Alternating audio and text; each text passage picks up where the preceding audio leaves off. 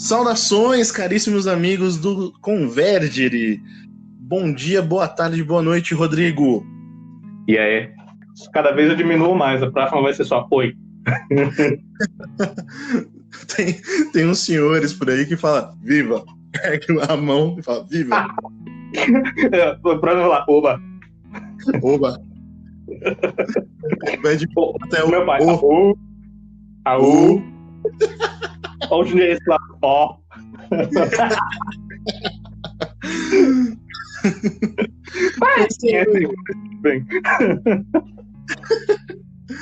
Bom, caríssimos, já começamos rindo aqui porque continuamos o nosso papo, o nosso podcast sobre temperamentos. Bom, pessoal, tem uma coisa que eu não falei sobre o desastre que ocorreu já no primeiro podcast, que falei que ia colocar a belíssima música do Eric Clapton lá no final e não deu certo.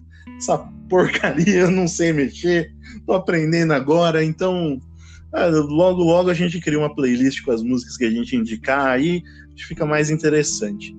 Então, por isso não vai ter música no final do podcast aí, até a gente aprender a fazer isso certo, tá?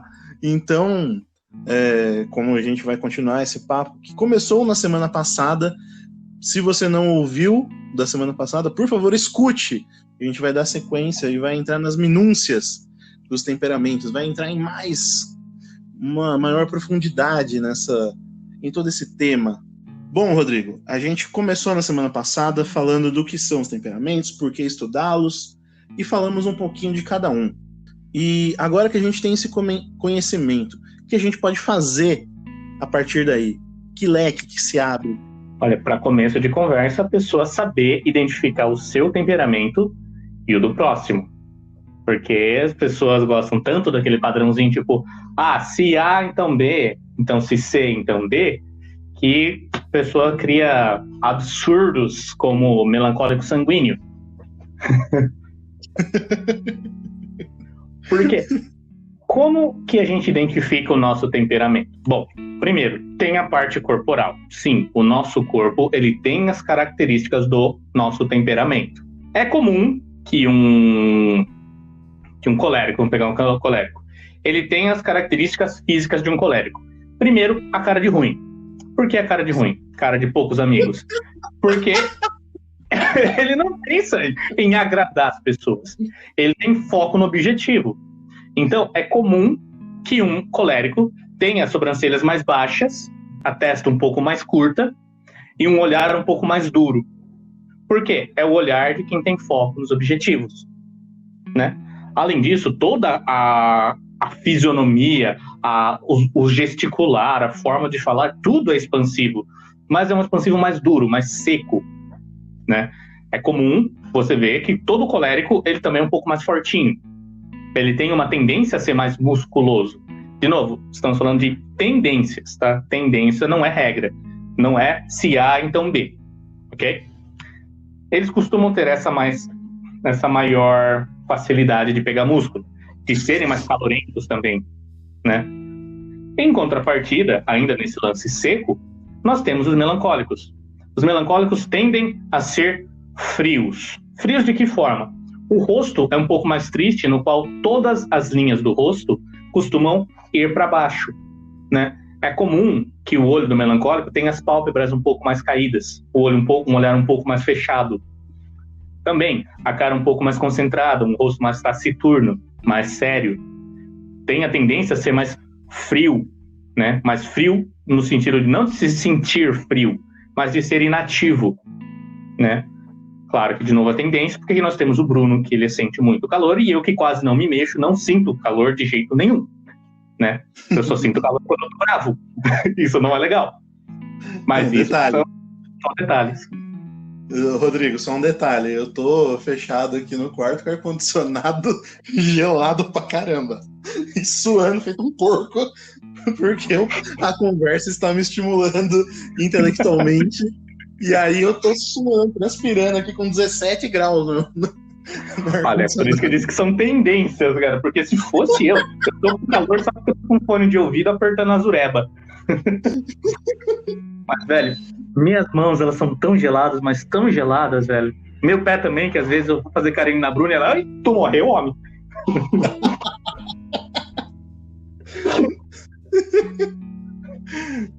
Um negócio como é. Mas, enfim, o fleumático, ele tem essa tendência a ser mais molinho, né? Ele não cai tão duro, não se mexe tão duro, ele já é mais fluido nos seus movimentos. Também, ele é mais frio, né? Como eu falei no podcast anterior, ele costuma ter a testa mais proeminente que o queixo. Mas por quê? Isso é sinal de que ele tem um rosto mais concentrado também. Não taciturno, igual do melancólico. O melancólico também tem uma cara meio de ruim. Meio choroso. Meio daqueles velhos resmungão. Né? Daí porque acho que é tão reclamão. Mas ainda assim já tem um semblante, muitas vezes, que não se mexe muito. Meio um semblante que tipo, não tem a mesma reação de um sanguíneo. Sanguíneo, quente e úmido, expansivo. É sorriso aberto, é o nariz desenhadinho, quadradinho, as sobrancelhas arqueadas, enfim, todo o rosto de um sanguíneo é alegre. Realmente, o sanguíneo ele exala uma alegria natural, cara. É bonito de ver. Como você falou, né? Tem sanguíneo pode até ser fake, tem uma beleza natural ali que chama atenção. Mas essa parte do sorriso, o sorriso de um sanguíneo contagia, cara. E é uma das coisas mais bonitas de ver quando um sanguíneo consegue utilizar o corpo para suas expressões. Ele já tem essa tendência natural, mas quando ele tem o domínio, por exemplo, a galera que faz dança, a galera que faz teatro, um sanguíneo, quando ele aperfeiçoa essas habilidades e consegue demonstrar bem nesses movimentos, cara, é lindo demais ver. Um sanguíneo tem essa aptidão natural às artes, principalmente as artes do belo, né, que são melhores ainda. Mas quando o sanguíneo, ver um sanguíneo dançando, cara, é uma das coisas mais da horas que tem. E aí, lógico, depende muito do nível, do tipo de dança, né? Não é que ele botar dançando funk, isso aí nem música tá? Já vou atacar agora. Tô falando de dança, tô falando de dança de verdade, cara. Um balé, ou mesmo um tango, que vendo bem regido, bem dançado ali, bem marcadinho, cara, tem coisas belíssimas. E o sanguíneo, quando ele domina isso, cara, é numa potência assim muito. Você colocar aquele cara, você colocar o Messi ali na frente e fala, só faz gol, meu filho, vai lá, articula a jogada. É isso. Você pegou a tendência natural e colocou no lugar certo. Então é lindo de ver. E isso cada temperamento tem as suas aptidões, coisas que são inatas ali. Por exemplo, colocar um melancólico para sentar e escrever um livro, contar a história da mais profundeza do seu sentimento, falar sobre aquelas coisas, lógico, tem na intimidade, as condições favoráveis a isso, meu Deus, funciona muito bem. Exatamente. Mas enfim, a gente falou muito da teoria no episódio passado, aqui nós vamos passar para a parte prática. Aqui eu vou te dar um pequeno manual para você identificar o seu temperamento, começando agora. O primeiro eixo que a gente vai analisar é o eixo úmido-seco, né? Vamos analisar as impressões. E a primeira impressão que eu vou analisar é quando as pessoas nos ofendem. Cuidado, Rodrigo, que a primeira impressão é a que fica. Eu queria tanto que você visse minha cara de cínico agora.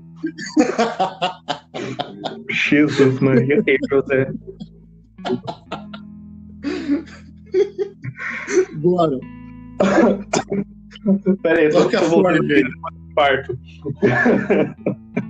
Mas enfim, quando uma pessoa te ofende, aquela ofensa, você fica remoendo ela durante muito tempo, ou você logo esquece, ou você simplesmente não dá importância e deixa passar. Quer seja uma pessoa que está te contrariando. Se a sua resposta foi, você fica remoendo, que você guarda e que você lembra aquilo durante muito tempo, você está no componente seco. Você faz parte deste hemisfério seco, que tem a forma, que tem a durabilidade. Se você já deixa passar mais fácil, tem uma facilidade muito grande em perdoar essas ofensas, né? Principalmente quando são coisas pequenas, você está no hemisfério úmido. Vou pegar um exemplo aqui de um jogo de basquete. Vamos lá? Jogo de basquete, na escola. o pessoal tá jogando lá, um comete uma falta. Esse cometeu a falta, vai, briga, tal, puxa a briga, tal, beleza, tal. E depois, no fim do jogo, vai comemorar com outro grupo, não com aquele com quem fez aquela falta nele. E ainda pode passar 10 anos, ele ainda vai lembrar daquela falta, vai falar dela todo o tempo, e vai, toda vez que menciona aquela falta, vai lembrar exatamente todas as paixões que viram, tudo aquele sentimento, ele volta à tona nessa lembrança. Como se ele estivesse sentindo tudo aquilo de novo, né? Exatamente. Esse realmente é o sentido do ressentir. Agora, no outro oposto, o pessoal lá, meninos principalmente, né? No calor do momento, tá lá brigando, comete uma falta no futebol agora. Daí, você brigou, não sei o que. Começa aquela briga, aquela expansividade, tudo, tal.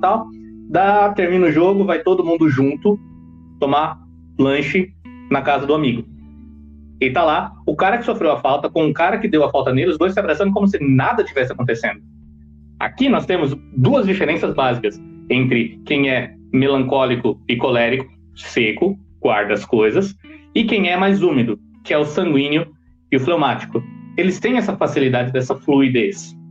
De novo, não é amnésia. É a tendência natural a não dar tanta importância assim, e a tendência natural do outro lado de guardar todas as coisas e reter para si. Esse é o primeiro ponto. Quando acontece uma experiência boa, a análise é a mesma. Se quando acontece uma coisa boa e você fica ressentindo, você fica lembrando e você traz aquela mesma alegria todas as vezes que você lembra daquela coisa, se você costuma guardar pequenos objetos de lembrança que quando você olha, você remonta aquilo, você lembra detalhe por detalhe daquela experiência, você também está nesse âmbito seco. Porque esse âmbito seco, lembre-se, é aquilo que dá forma, que dá sustento. Se, porém, você tem as coisas boas, te acontece, você sabe que aconteceu, mas que você não necessariamente vai guardar nada de lembrança, se você vai até jogar fora, legal, aquele dia foi da hora, foi louco aquele dia, mano. Você está no âmbito do úmido. Muitas vezes a pessoa simplesmente não é que ela não seja tão apegada a você, mas é que ela está apegada mais ao sentimento do que a coisa que despertou o sentimento. Não é por mal, sabe? Isso evita muita briga, principalmente em casamento. Muitos casamentos, porque quem tem a tendência a guardar as coisas pela memória afetiva pode se sentir ofendido porque a pessoa joga essas lembranças fora. Mas não é por mal, é simplesmente tendência que se apega mais ao sentimento daquilo que passou do que a coisa que despertou a experiência, né? Isso não quer dizer que nunca guarde lembranças, só que às vezes não dá a mesma importância que alguém que é do componente seco. Certo? Certíssimo. Segundo eixo que nós analisamos é o quente e frio. Aqui, de novo, não vamos analisar a profundidade, a guarda, a presença da impressão mesmo depois de muito tempo. Mas, assim, a reação. De novo, quando a gente é ofendido.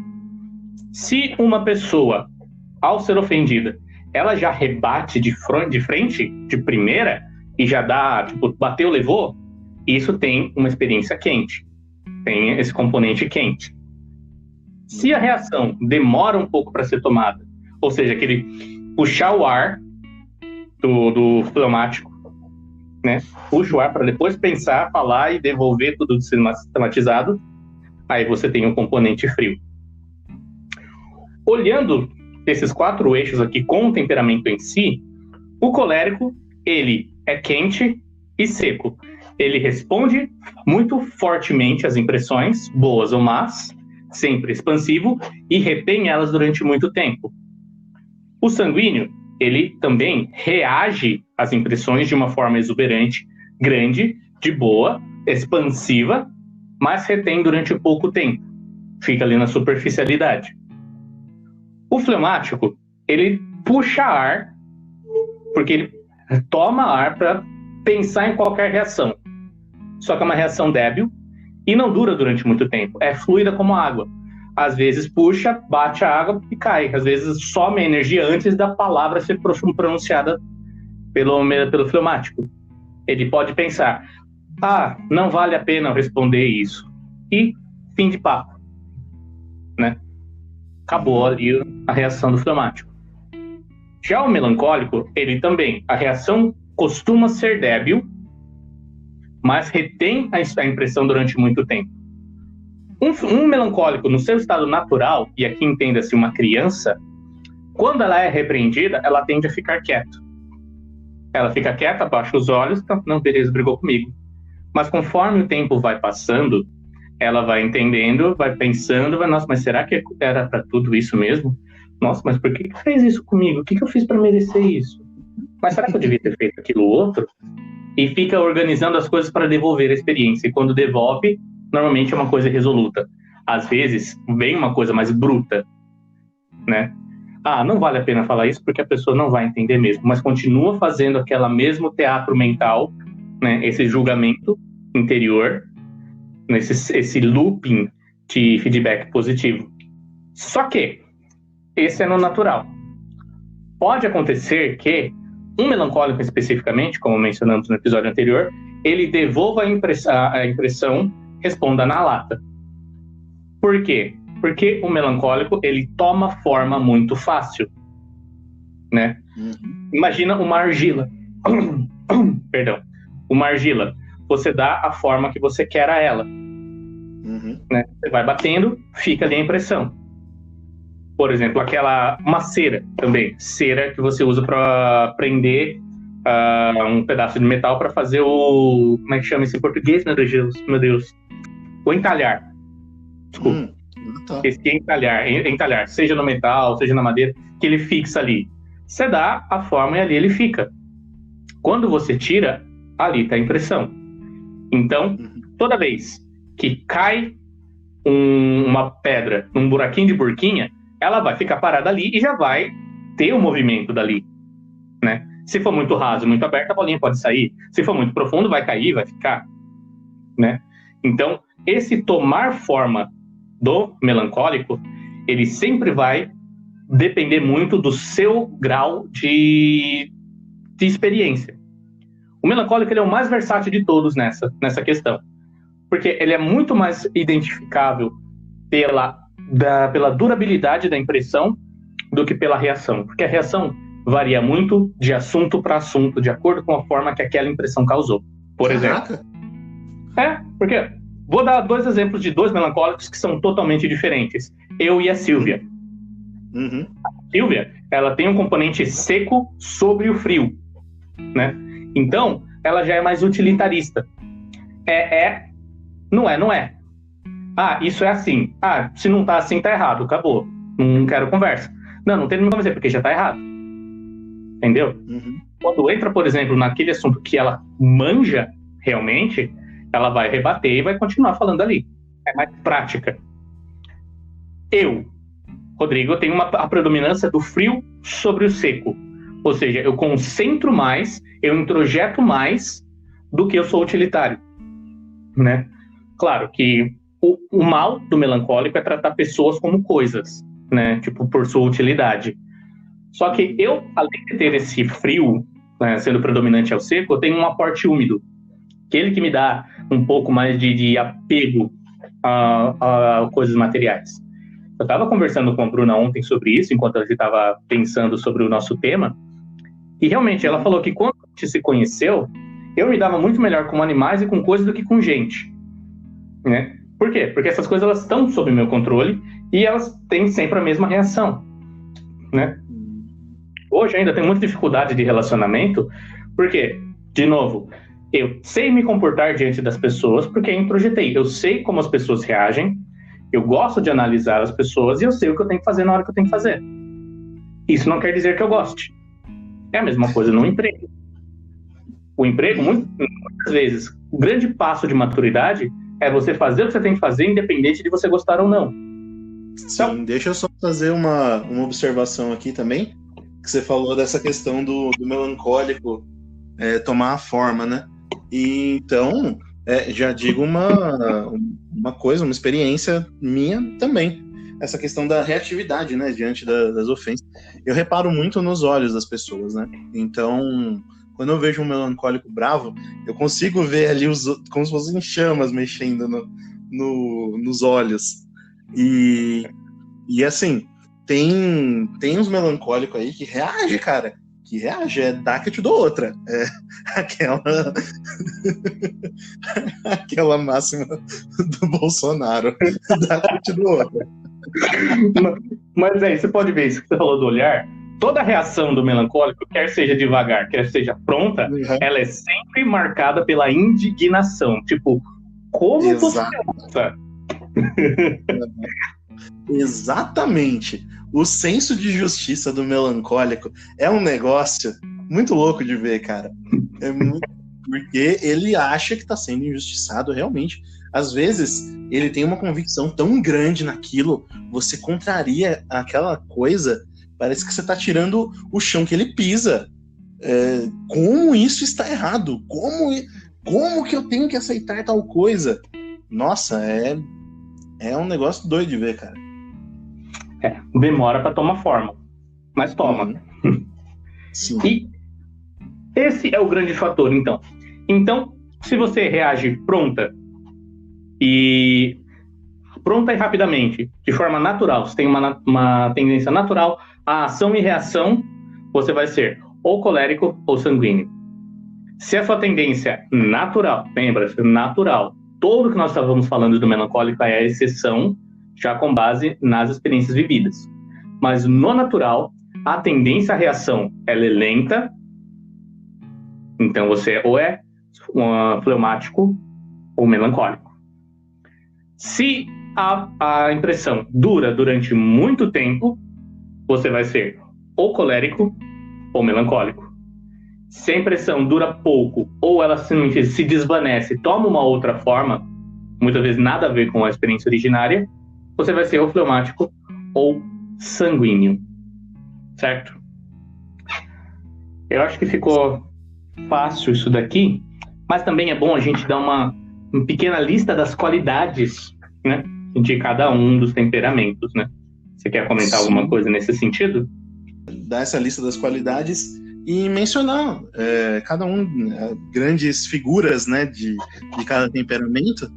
E aí a gente entra na parte pode entrar de cultura pop, falar de personalidades também. Então, comecemos do colérico. Porque senão o colérico ele já desiste de ouvir o resto do podcast. A gente vai aprender todos vocês. Não necessariamente, ele vai pulando até o que ele quer. Porque o colérico ele é obstinado. Missão dada é missão cumprida, cara. Bom, então, caros ouvintes coléricos, escutem tudo. Pode ouvir na velocidade 2, velocidade 1,5, tanto faz, mas escutem, tá? Dê essa força pra gente. Então vamos lá. Coléricos, Rodrigo, o que eles têm de bom? Muitas coisas. Como eu falei, a questão do fogo, eles irradiam e contagiam. Eles são líderes natos, tá? Porque pensa, é muito fácil para um colérico tomar a frente e liderar os outros. Por quê? Porque ele, é o que eu falei, missão dada é missão cumprida.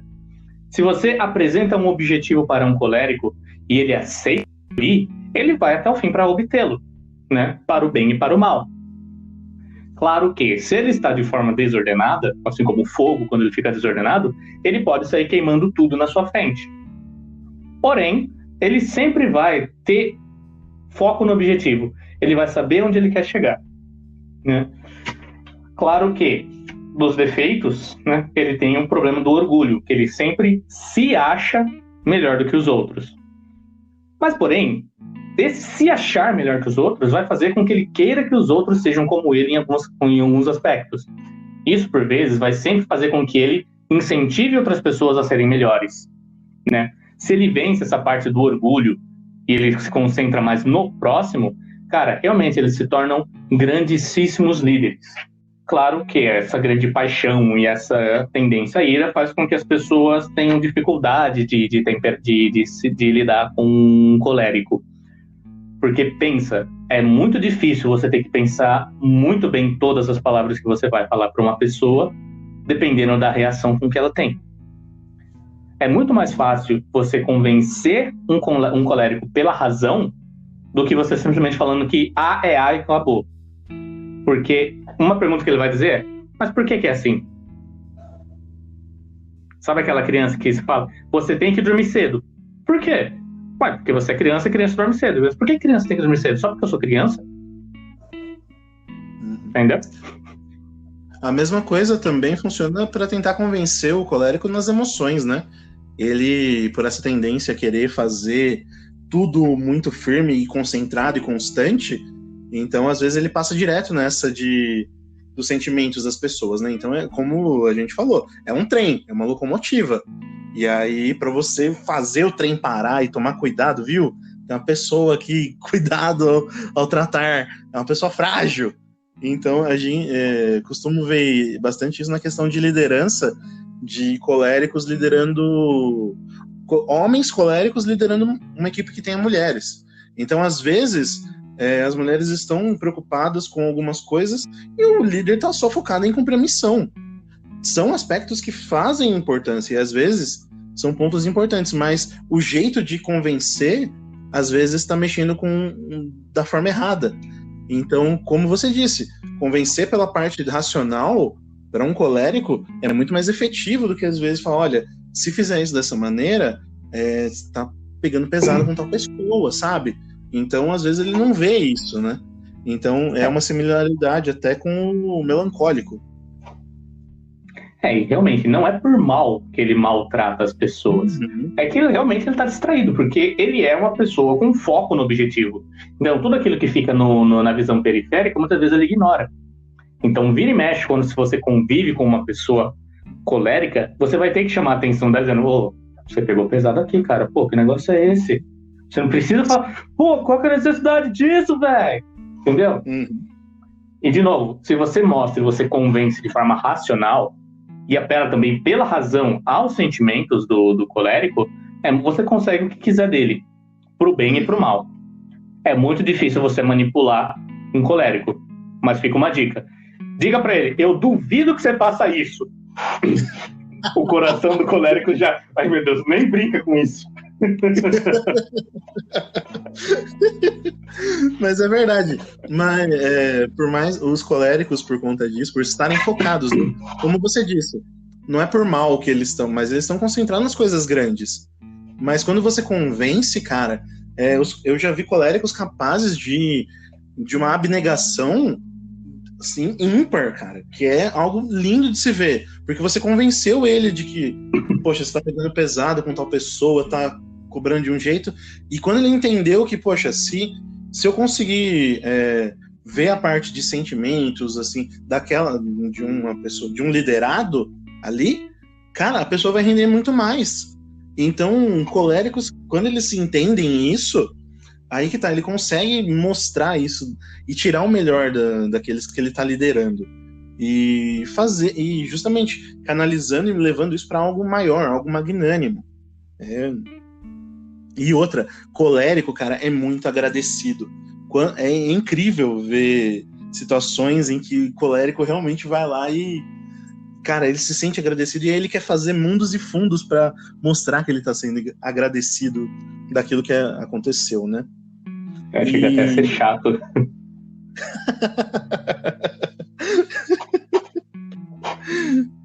Mas é sério, se você fez o bem para um colérico, ele vai ser grato para você pelo resto da vida.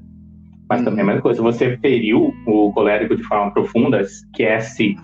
É muito difícil você ganhar ele de volta. Sim, realmente. Realmente. Especial se ela for mulher. Tá? Porque um âmbito que é desconhecido para os homens é esse âmbito dos sentimentos. Para um homem colérico, os sentimentos eles não têm tanta coisa. O sentimento do homem é sempre aquela questão da paixão, né? E o homem, por ser colérico e racional, é realmente um trator.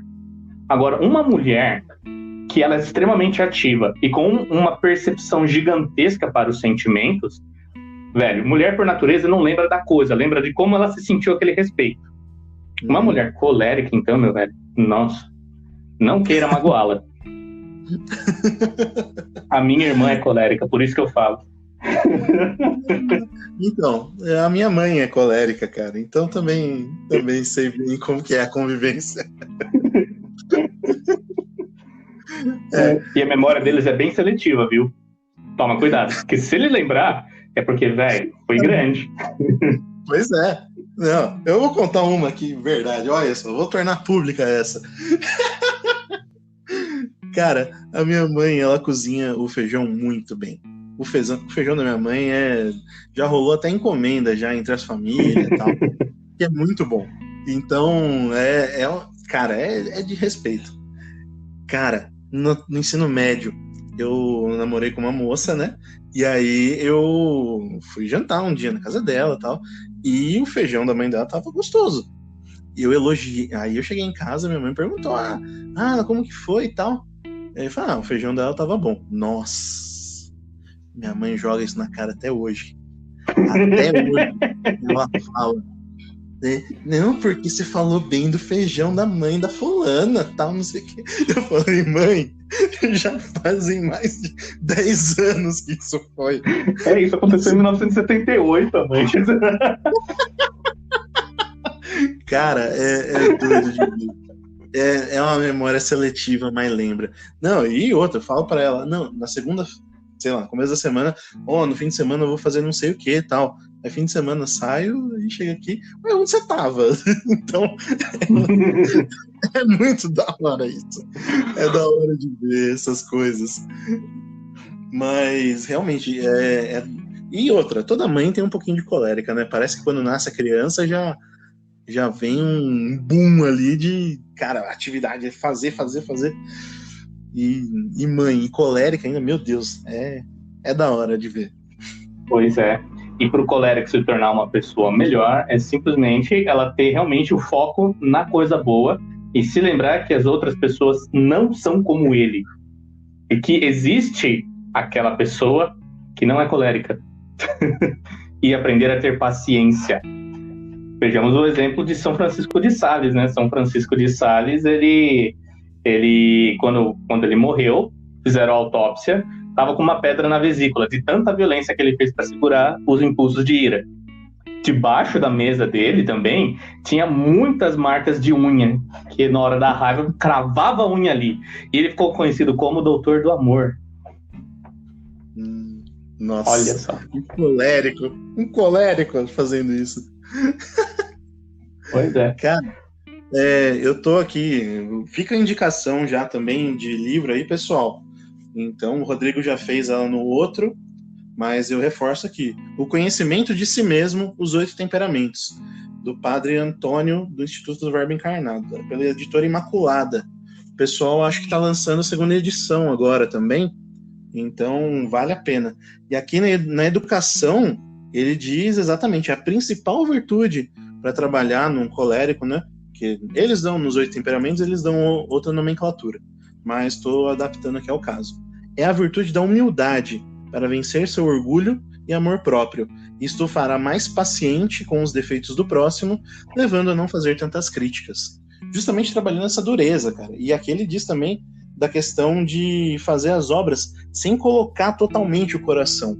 Porque é justamente isso, como o colérico ele tá lá fazendo aquilo obstinado e vai fazer e tendendo a fazer coisas grandes, ele dá a alma, ele dá a vida, cara. E se ele não fizer isso, ele morre. Quase que mata ele. Como o Rodrigo brincou no primeiro podcast, né? Fala pra um colérico: viu, fica calmo aí, né? Dá uma segurada. A galera fica louca. Então, outro exemplo de colérico, que aí da cultura pop, né? Eu vou usar como referência os filmes, tá, galera? Então, se quiser falar de livros também, beleza. Mas o Gandalf, do Senhor dos Anéis, ele é um baita de um colérico, cara. Você vê, ele chega lá, o Frodo tá quietinho, tá de boa lá. Daqui a pouco eu vou falar do Frodo também, mas tá lá e o Gandalf fala: viu, vamos lá, vamos destruir esse anel, tal, vamos resolver essa parada aí, tchau. E ele que vai mover o chamado à aventura do Frodo é totalmente pelo Gandalf. Ele que chega lá e fala: viu, vai lá, tal, você vai comigo e vou fazer. E aí, quando ele tem uma noção de que pode ser o anel de Sauron, aquele, pode ser ou um anel, nossa, ele vai correndo, vai estudar, vai visitar o Saruman e, ele faz e acontece ali. Então é um colérico claro, nítido ali, muito bem interpretado pelo Ian McKellen. Então vale a pena ver esse temperamento e como um colérico age. Você vê ali o estereótipo. E isso eu falo mais do Gandalf o cinzento, tá? Então o Gandalf o branco, ele tá um pouquinho mais temperado, mas outro momento da hora de ver ele como colérico é ele puxando a cavalaria na batalha de Helm's Deep. Ele vai, teoricamente o mago é ali, né, em toda constituição de RPG e jogos e tal, o mago ele fica de longe, ele vai lançando magia e tal, ele puxa a cavalaria, ali ele vai na frente, cavalgando na frente do exército e vai varrendo os orcs ali. Então, não esqueça da batalha de Minas Tirith. Também, é mago porradeiro, cara. Quebrou o cajado, vai, pega espada e sai lutando. Okay. Bom, o tempo ruge e essa Sapucaí é grande. Então vamos para o próximo temperamento. Ó. Beleza. Meu temperamento, desculpem, mas é o meu temperamento favorito. É um temperamento que eu tenho um radar de fábrica. Porque quando eu vejo uma pessoa que me irrita sem motivo nenhum, eu sei que é sanguíneo.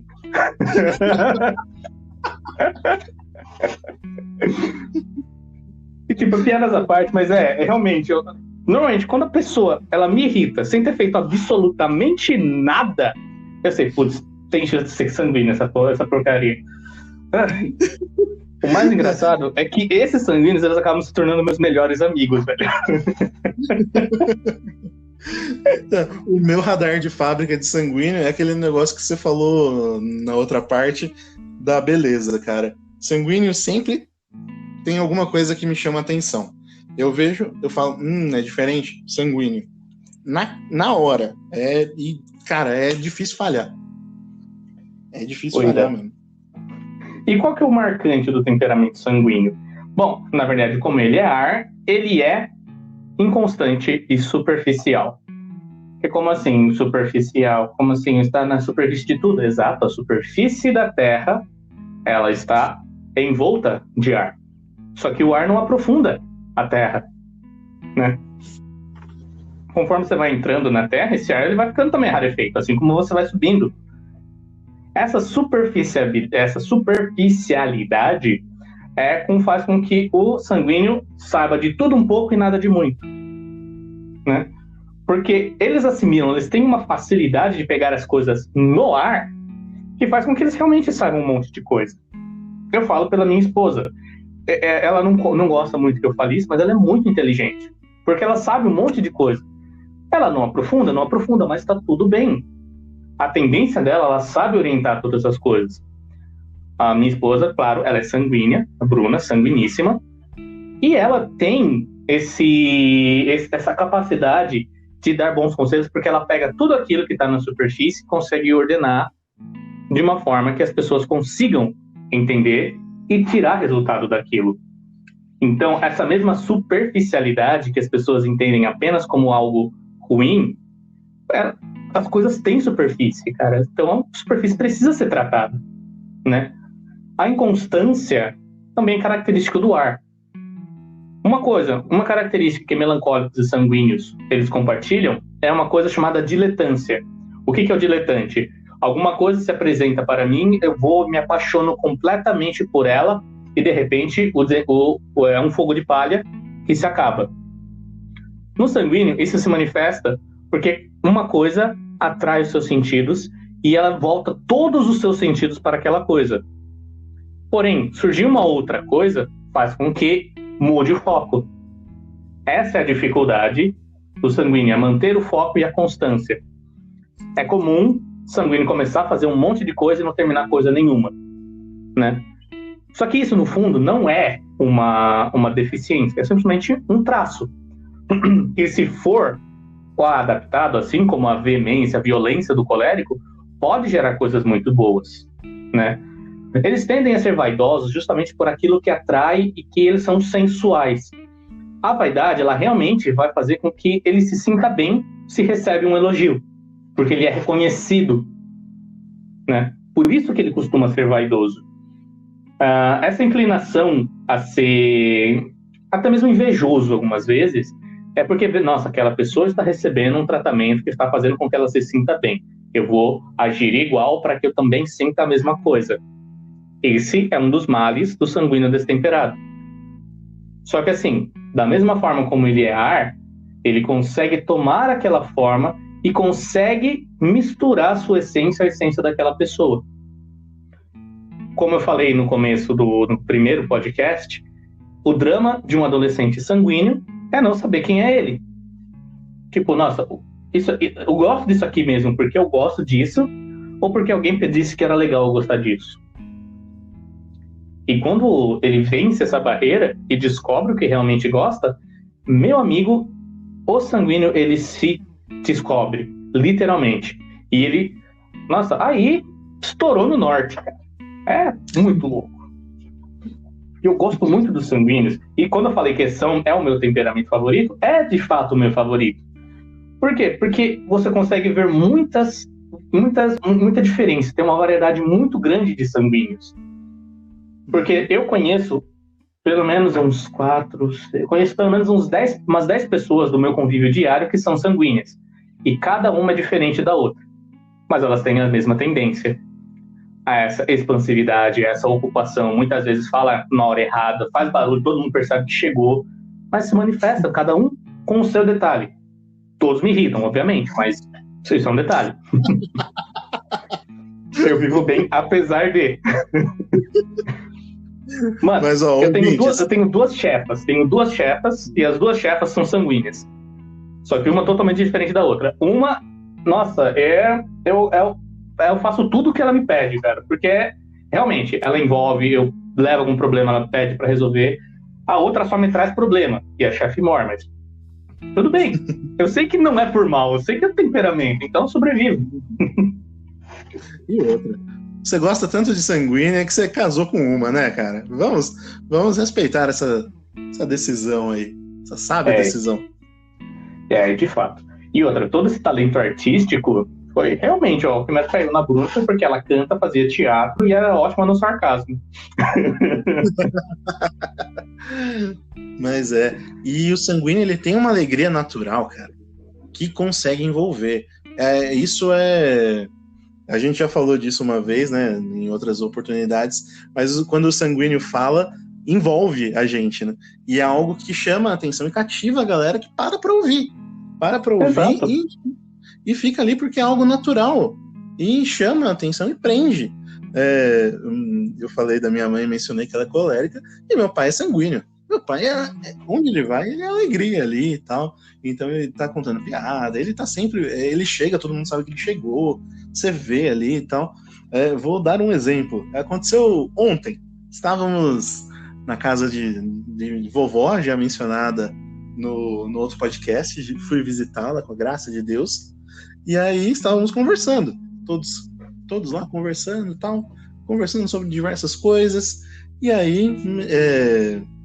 Tava falando, né, que eu tô trabalhando com um livro que o português está, como ele é antigo, é o português arcaico. Então, tá lá, perfecto, ou farmácia com PH e tal, e falando dessas coisas, né?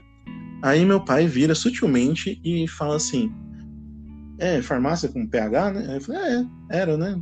Ele fala, e hoje? Como que é? Eu falei, hoje é com F. Ele, não, hoje é com H. E eu, meu Deus do céu. E ele esperou a hora certa pra fazer uma piada e conseguiu chamar a atenção ali, mesmo uma piada ruim dessas. Isso já demonstra tanta coisa que ele tava quietinho só esperando ali, tava armando. E essa é outra característica também do sanguíneo, o bom humor. O bom humor e a capacidade de que quando ordena tudo aquilo e toma forma e consegue ordenar e conseguir cativar, ele utiliza isso de uma maneira tão sublime que demonstra as coisas de forma bem clara. Como a gente mencionou da aptidão das artes e tal, eu gosto muito do Chesterton, né? Isso já ficou claro aqui, evidenciado. Chesterton é um grande exemplo de sanguíneo, grande no tamanho físico quanto grande na importância. Por mais que os outros temperamentos tentem escrever, podem, poxa, São Tomás de Aquino, ele escreveu a Suma Teológica. A gente vai ver melancólicos que escrevem livros sensacionais, mas o amor que é demonstrado nas palavras do Chesterton é impossível de copiar. Como tem em São Bernardo do Claraval, né, que é o Dr. Melífluo, eu digo que o Chesterton, quando você lê, exala amor ali, porque ele fala de uma maneira tão clara e cativa, isso que só um sanguíneo conseguiria fazer. Um sanguíneo que ele tem o domínio das artes e sabe utilizar ali, porque ele fala com o coração, ele ama aquilo de tal forma que o amor ali, ele fica evidenciado. E concordo com você quando você disse que é seu temperamento preferido. Também é o meu, cara.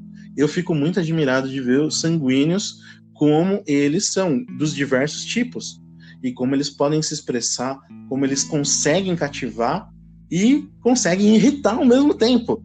Porque o sanguíneo, ele irrita o melancólico naturalmente, só pela sua presença. E às vezes por esporte, né, amorzinho?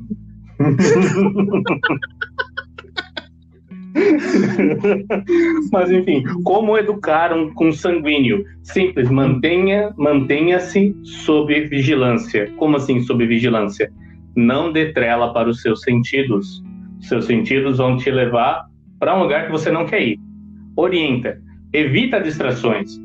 Faz um pouco de... É muito comum que os sanguíneos tenham um problema de fazer jejum, porque eles têm problema com a gula, com o prazer, com a boa vida.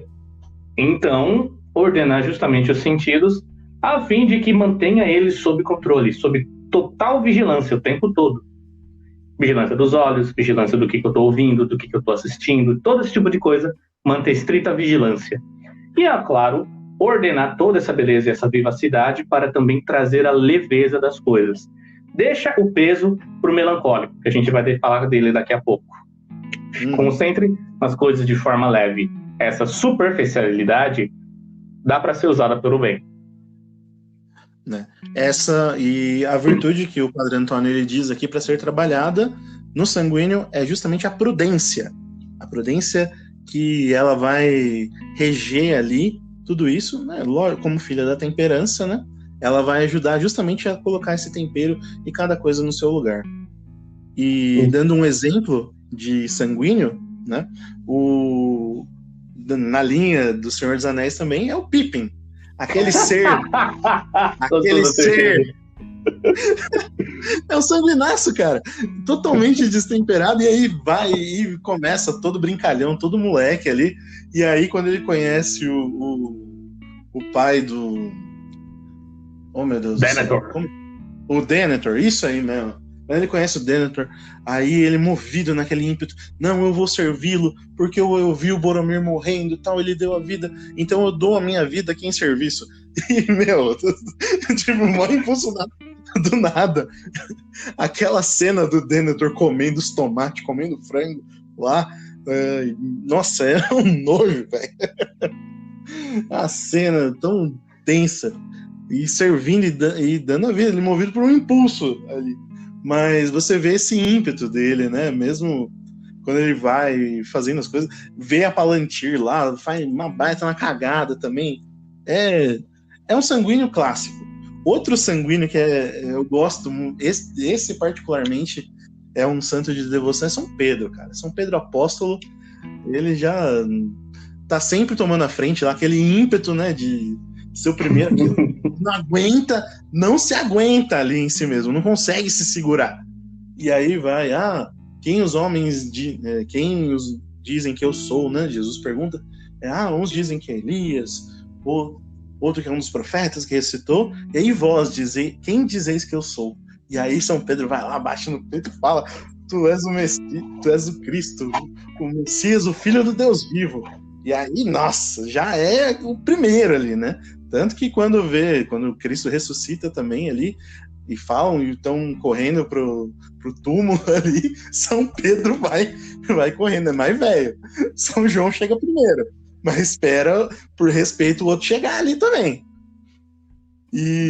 Mas também no evangelho do último domingo, né?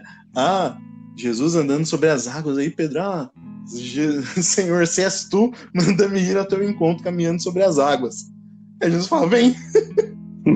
Aí ele vai, louco, vai lá impetuoso e vai. Dá 2 minutos, tá afundando. Porque ele distraiu. É lógico. Ele tirou os olhos do foco, que é uma analogia mais perfeita que essa.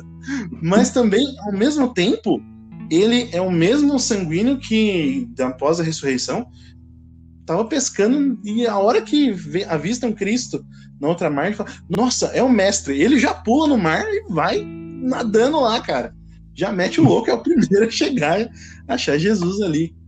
Então, é um exemplo, e tudo isso a gente vê nos evangelhos. Mas quando a gente vai ler as cartas, a primeira e a segunda carta de São Pedro, o ensinamento dele é muito maior do que o Chesterton. Você absorve o amor ali. Cara, é lindo de ver toda essa evolução, justamente quando ele vai sendo temperado, formado e crescendo em santidade também. Tudo isso mostra que o sanguíneo, ele tende ao céu. O problema é quando desvia o foco. Todos os temperamentos tendem, né? Mas quando consegue focar e trabalhar, o sanguíneo, ele é sensacional. É belíssimo de ver. Pois é. Dando sequência, porque, de novo, o tempo ruge, a sapuca aí é grande. Próximo temperamento, fleumático.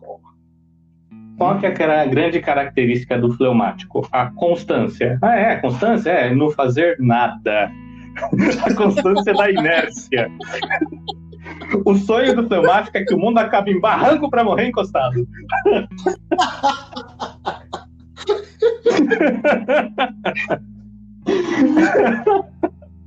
Brincadeiras à parte, o fleumático não costuma se interessar muito pelo que acontece no seu exterior.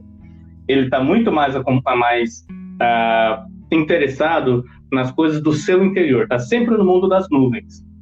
Claro, isso não quer dizer que ele não se interesse de fato, mas muitas vezes ele tem uma facilidade muito grande de entrar em si mesmo e ali ficar. Só que, de novo, não toma forma ali dentro. Ele cristaliza experiências, obviamente, mas ele acaba sendo lento, né? Qual que é a grande marca de um fleumático? É a lentidão, é o falar calmo, é o ser diplomata, não gostar de grandes aventuras, morrer de horror à discussão. Se tem gente brigando, ele já vai ser da turma do deixa disso. Pode apanhar na cara, mas ela não deixa disso. Pra que isso? São ótimos diplomatas, né?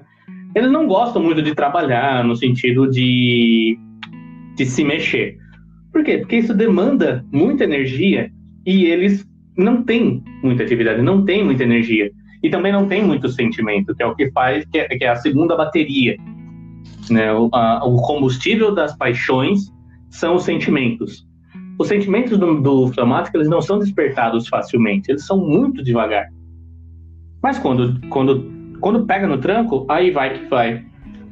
A grande dificuldade do fleumático é justamente o se mover, sair do lugar onde está. Você pode falar para uma criança fleumática, desenha um guarda-chuva. Ela pega o lápis, olha para o papel e diz, não sei. Mas você nem tentou? É muito difícil. Mas a partir do momento que você pega na mão dela e desenha o guarda-chuva junto, nossa, que legal, eu consegui, faz outro. Tá bom. E faz. Vencida essa primeira dificuldade de botar em movimento, aí o negócio flui. Essa é a tendência do fleumático, é o fluir, é fluido mesmo. E é o mais fácil de falar, porque, já acabou, já falei que tinha que falar do fleumático. Como que se educa um fleumático? Incentivando ele a vencer a sua inércia, vencer a preguiça e tocar o barco. Tipo, é só o começo que é difícil. Mas todo começo é difícil. A segunda vez que você faz alguma coisa, ela já vai ser mais fácil do que a primeira vez. A terceira já vai ser mais fácil do que a segunda e assim por diante. Sim, e aí utilizando a constância, né?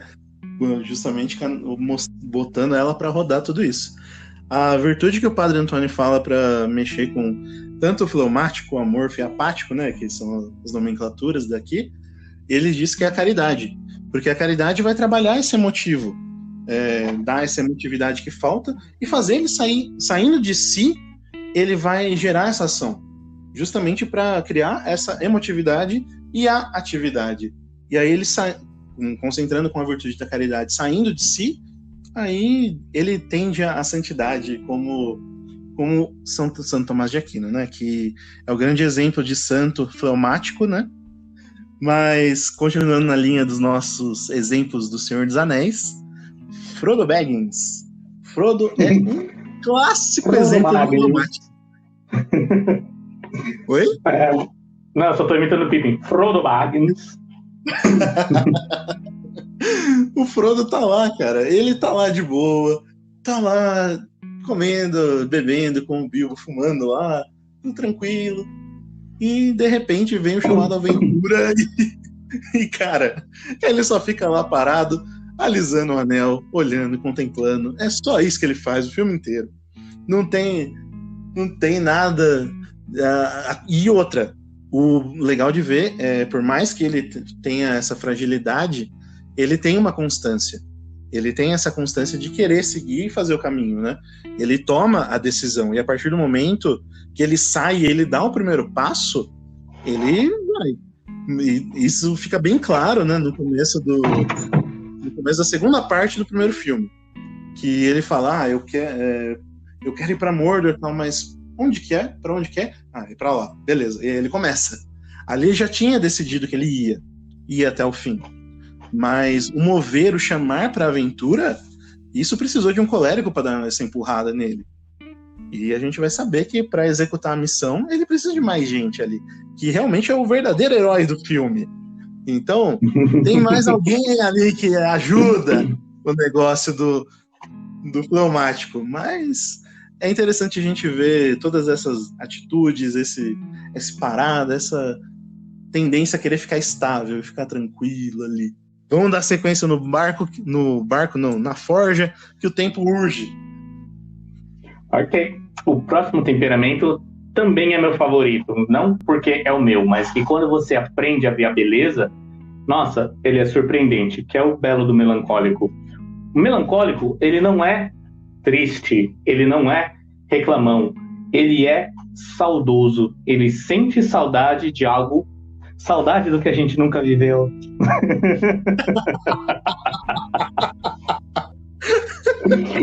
Entende? O melancólico, ele é a rocha firme, ele é o sustento. Todos os temperamentos, os outros três, você vai ver que eles têm um grau de inconstância, né? O fleumático, ele tem um pouco de constância, mas ele não tem uma estabilidade, é uma constância frágil, que ele precisa de um sustento, de um caminho. Todo rio, ele precisa de um leito, e o leito é do quê? De rocha e de terra. Por mais que desgaste, é aquilo que vai levar o curso da água. E esse é o melancólico. O melancólico, ele tende a ser realmente o conforto, o sustento. Por isso que ele é o amigo fiel. Porque ele vai sempre dar o apoio que você precisa para os outros. Ele tem uma tendência para reflexão, para entender, para analisar as coisas, para fazer tudo com segurança, com essa prudência. E ele, além de tender para a reflexão, ele tende naturalmente ao amor ao próximo, né? É muito fácil, quando é difícil um melancólico gostar de alguém de fato, mas quando ele faz, ele abandona-se totalmente, ele esquece totalmente de si para fazer o bem para aquela outra pessoa. Claro que os melancólicos, eles tendem a buscar um colérico, né? Os homens melancólicos tendem a se apaixonar por mulheres coléricas e vice-versa, obviamente. Só que isso faz com que o melancólico se apague, que ele viva pura e simplesmente para fazer os desejos daquela pessoa. Então essa tendência, que é uma tendência natural boa, a caridade, vira uma autonegação e gera uma idolatria. Porque em vez de elevar o seu pensamento ao ser perfeito, que é Deus, ele gera aquela pessoa que desperta nele esse amor, né? E não é à toa que o melancólico gosta da solidão. Por quê? Porque na solidão ninguém pode machucar ele. Se ele está sozinho, ninguém pode invadir o seu espaço. Ninguém pode quebrar o seu sistema. Se ele está sozinho, ele é o único responsável pelas suas escolhas. É duro admitir isso, mas todo melancólico ele tende muito, apesar dessa sua abnegação natural, ele também tende muito ao egoísmo. E essa dificuldade de lidar com as pessoas. Porque ele tem medo de ser machucado. Porque, de novo, a Terra, ela aguenta muita coisa? Aguenta, mas quando entra fundo a estaca e para tirar a marca fica. Uhum. E para transformar a Terra, precisa revolver toda. E demora muito tempo para que ela se estabilize de novo. Eu não sei se alguém já viu como é uma terraplanagem. Terraplanagem, você corta toda a Terra e você vai fazendo os platôs. Só que toda aquela terra ela fica solta. E para que aquilo fique sólido de novo, tem que dar muita porrada para solidificar e voltar a ser uma coisa só. Então, qualquer experiência traumática para o melancólico demora muito para ele se recompor. Porque se ele é chão dos outros, onde que ele encontra o chão de si mesmo? Quando ele está todo revirado? Não encontra. Então ele se reconstrói para ser o seu próprio chão, para poder ser o chão para os outros. Olha como é bonito. É lindo demais. É belíssimo. Melancólico foi feito para tapete mesmo, né? Os outros pisam e acabou. É para dar base e sustento mesmo. E, cara, até me emocionei aqui pensando nisso, mas fala aí, Rodrigo, eu preciso de 2 minutos aí. Melancólico é chorão também, porque ele tende a tristeza, porque é facilmente machucado. Ainda, você disse bem. Por quê? Porque os sentimentos de um melancólico, eles são muito vivos, né? Porque tudo no melancólico, ele é tão intenso quanto num colérico. Só que, por ele ser frio, ele não expande, ele concentra. Então, toda a intensidade que um colérico tem, que ele expande, o melancólico, ele retém. Quando um colérico está bravo, ele explode. Quando um melancólico está bravo, ele implode. E você já viu a diferença de uma explosão? Explosão vai tudo para todo lado. Um prédio implodido, ele simplesmente cai reto. Ele desmorona, mas desmorona íntegro ainda. Ele vai caindo pouco a pouco. Isso é algo de mal também. Por que é algo de mal? Porque esse excesso de concentração, uma hora ou outra, tudo aquilo que é segurado durante muito tempo, ele precisa sair. E aí, quando o melancólico explode, o melhor exemplo é um vulcão. O vulcão tá lá, quieto. Você vê, ele aguenta tudo, fica lá um monte de tempo, solta uma fumaça aqui, ele fica ativo. Mas quando ele explode, é uma erupção tão grande que é tão devastadora quanto uma explosão qualquer. Exatamente. Ele vai destruindo e leva tudo também, né? A lava vai varrendo e vai levando, desintegrando tudo. Mas para chegar nesse ponto, cara, varia, né, de tipos de melancólico, né? O Padre Antônio, ele fala aqui de como nos 8 temperamentos eles usam 3 aspectos e não 2, né? Aí o melancólico ele tem 2 aspectos bem altos, então, a emotividade e a reatividade, né? A ressonância. Então, e isso gera coisas diferentes e pessoas diferentes, né? Segundo os 8 temperamentos, eu e o Rodrigo somos sentimentais, mas o Rodrigo ele tem um aspecto muito diferente do meu. Então, eu sou mais emotivo, o Rodrigo ele é mais ressonante. E isso é muito bonito de ver que são coisas que geram aspectos e coisas diferentes. A virtude que o Padre fala. A grande diferença entre eu e o Bruno é que ele é mais chorão e eu já sou mais egoísta. Eu sou o abusador. eu sou o bully. Eu sou o valentão. Isso vê-se claramente na abertura desse podcast. Olá, bom dia, boa tarde, boa noite, tudo bem com você? E aí? Mas é da hora de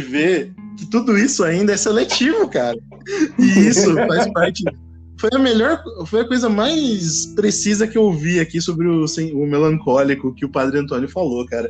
Essa empatia, ela sendo própria de cada momento, né? Ela não é a todo tempo. O melancólico tem coisas que vão derreter o coração do melancólico. Mas tem coisas, às vezes, extremamente fortes que o melancólico não vai conseguir pegar. Ele não vai se ligar emocionalmente. E se não se liga emocionalmente, fica difícil para o melancólico fazer ou querer aquilo. E emocionalmente eu não digo só criando amor, mas criando ódio também. A gente brinca que o melancólico ele é movido pela força do ódio, justamente por isso. Fazer certas coisas com raiva, às vezes gera muito fruto pro melancólico. Eu costumava treinar, fazer academia, cara, os dias que eu tava pistola da cara, ia lá, treinava com raiva, nossa, destruía, saía, como o Rodrigo gosta de dizer, tô justificado. Então, eram dias assim sensacionais. E poxa, cara, esse negócio de quando o melancólico se apega e ele gosta, ele ama, ou ele sente aquela emoção forte por uma pessoa, é natural, cara. E isso acontece de uma forma tão sublime que o melancólico ele vence até si mesmo por amor a uma pessoa, não digo só o amor entre homem e mulher, não só o amor eros, mas um amor de amizade, seja um amor do estudo mesmo, e ele vence aquelas suas próprias dificuldades. Um melancólico bem ordenado é sensacional. E os frutos disso a gente vê, por exemplo, como Tolkien. Tolkien, ele, nos livros dele, ele é de uma como eu posso dizer? Ele pinta o quadro de uma maneira que você entende. Para falar que a grama é verde, ele faz um rodeio, não? Porque o tom grená das montanhas, do alto do monte, ele lembra o cheiro da relva, de tal floresta, e vai pintando um quadro, cara, imenso, com um monte de detalhe. Outro melancólico é São João Evangelista. Todos lá nos evangelhos contam a história de Cristo, né? E aí, como que São João começa? No princípio era o verbo. No princípio era o verbo. Ele vai no princípio mesmo. Ele volta lá em Gênesis. É muito louco. E isso gera um fruto bom ali também. E é belíssimo de ver. E o exemplo mais claro e nítido desse melancólico ordenado e esquecendo de si mesmo e sendo o chão é justamente o melhor personagem do Senhor dos Anéis, o herói do filme. Vamos, Sr. Frodo. Eu não posso carregá-lo pelo Senhor, mas posso carregar o Senhor. Vamos!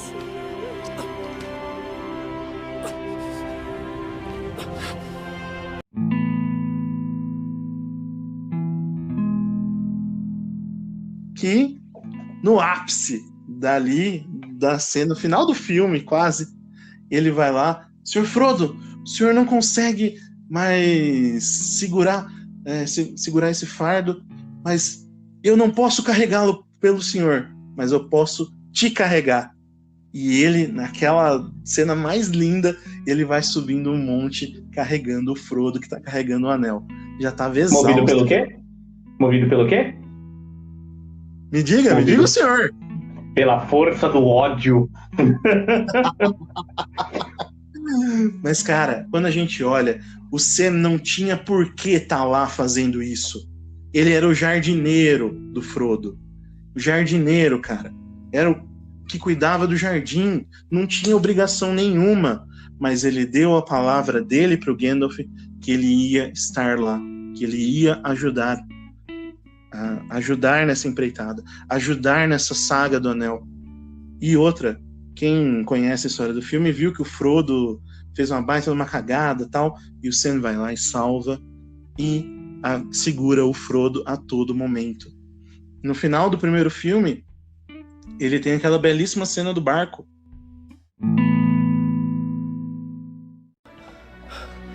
Fiz uma promessa, Sr. Frodo. Uma promessa. Não o deixe, Samwise Gamgee. E não vou deixá-lo. Nunca pensei nisso. Oh, Sam.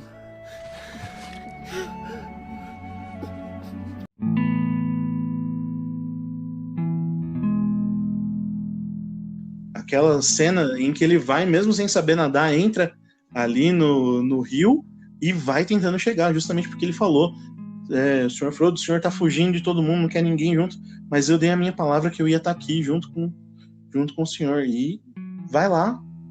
E é lindo de ver isso. Ele pouco se importa com a própria vida, mas ele vai lá e ajuda. Tem que ter uma esperança. E o melancólico, ele movido ou pela força do amor ou pela força do ódio, ele realiza coisas grandes. Nós temos grandes santos melancólicos. Acho que o melhor exemplo, e esse o Rodrigo pode falar muito melhor que eu, é Santa Teresinha. Santa Teresinha do Menino Jesus e da Sagrada Face é um exemplo de melancólica que venceu o temperamento, que mesmo tendo uma tristeza, ela foi agraciada com uma visão de Nossa Senhora do Sorriso ali.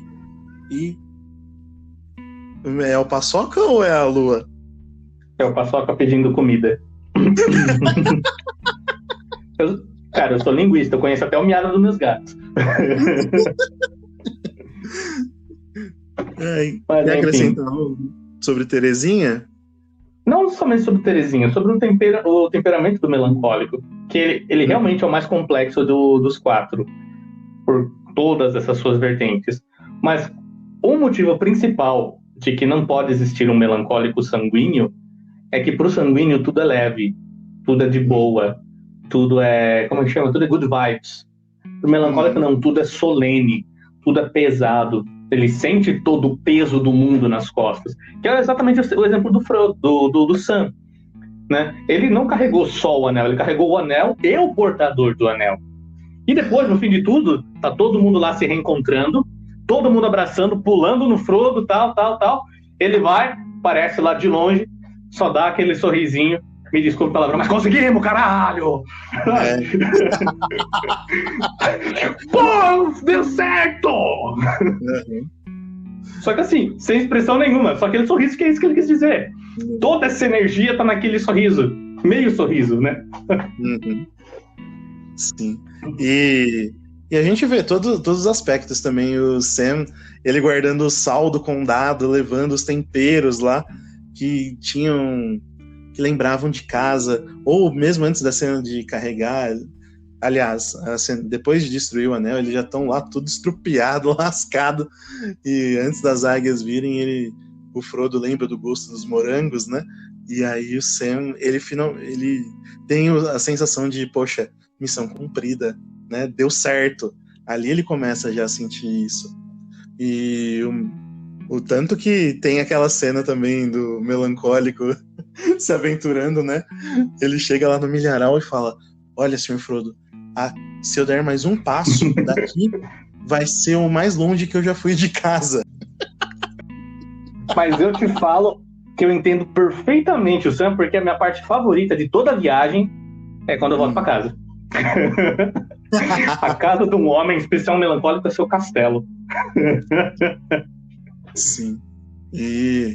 Ou pra galera mais religiosa também, é a cela, é a própria cela, onde ele se encontra consigo mesmo e com o Cristo, né?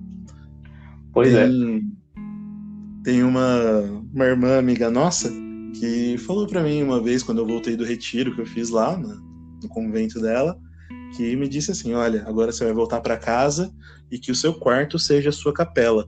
E eu falei: nossa, mas como que vai ter capela sem Cristo, né? Ela falou: seja o Cristo dali. E, cara, que louco. Dá um negócio desse pro melancólico pensar. Pois é, e o bicho pensa, hein? Bom, e a gente esqueceu de falar da cura do melancólico, né? O melhor jeito de trabalhar um melancólico, então, é lembrar que existe o perfeito, mas que todo o resto nessa casa não é. Nessa casa, nesse mundo, né? Nem ele mesmo. Então, o que ele tem que aprender com o sanguíneo? A levar as coisas com leveza. Que nem tudo é tão sério assim. Ok, a vida é crua, as pessoas sangram, as pessoas fedem, Mas não é só isso que existe no mundo, né? Existem muitas coisas belas. Você pode ser um poeta sem ter que apelar pro lado mórbido, a lá, sei lá, Byron, ou sei lá, uns metaleiros da vida. Dá para ser leve, dá para levar as coisas de boa. E a virtude principal do melancólico que precisa ser vivida é a da eutrapelia, né? Porque já que tende para tristeza, vamos pegar o oposto, né? Uhum. Realmente. E viver essa eutrapelia da maneira correta, né? É algo assim sublime. A gente acha que é só dar risada, fazer isso, mas muito mais os momentos de ser silente também, né? Pois é. Bom, acho que chegamos ao fim, não é mesmo? É isso. Falamos um monte, gravamos aqui. Então, pessoal, sobre temperamentos, é isso que a gente pode ajudar. Descubra seu temperamento, fale com a gente vai fazer uma ação legal agora no Instagram, abrir caixinhas lá, perguntas, a gente interage bastante. E conversem, venham falar com a gente lá, mandem direct, aproveitem que somos poucos ali ainda, então a gente consegue dar uma atenção mais especial ali pro pessoal. Então conversem com a gente, participem, sigam-nos na página do Instagram, @Convergere, estaremos lá, eu e o Rodrigo, e logo continuaremos essa saga de podcasts com mais um tema em que a gente vai convergir. Então, Rodrigo, muito obrigado pela gravação desses 2 podcasts aí, a gente vai continuar, tenho certeza que a galera vai curtir aprender sobre temperamentos. É isso aí, com certeza. Então siga a gente também nos nossos perfis pessoais. O meu eu vou continuar dando umas dicas lá de temperamento, que é o que eu sei fazer. E é isso daí. E então, Bruno, obrigado por aguentar-me durante todo esse tempo, porque eu sei que para ser amigo de melancólico tem que ser amigo mesmo.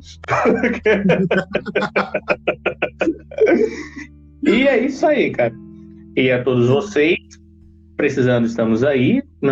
Os temperamentos, eles são a parte mais básica. Claro que não dá para falar tudo em apenas 2 podcasts de 2 horas, né? Porque convenhamos, eu estudo temperamentos há pelo menos uns 4 anos e não sei tudo. Mas é isso aí. A gente faz o que a gente pode. O que a gente não pode, a gente conta com a graça de Deus. Exatamente. As indicações dos livros, pessoal, a gente vai colocar tudo no Instagram, a gente vai deixar lá marcado. Aí comprem, fortaleçam o pessoal, seja de que editora for, fortaleçam, estudem, mas principalmente esse do Padre Antônio, cara. A galera do Verbo ali se dedica, então fortaleçam lá, ajudem. A gente não ganha 1 centavo com isso, mas é uma indicação de quem faz um trabalho bom, santo e realmente quer ensinar e ajudar as pessoas, tá? Então, Rodrigo, mais uma vez, muito obrigado. E a vocês, meus caros ouvintes, muito obrigado por nos aguentarem até aqui. Escutem, compartilhem, sigam-nos tanto no Instagram, na página do Convergere, nas nossas páginas pessoais. Fiquem com Deus, um abraço e até a próxima.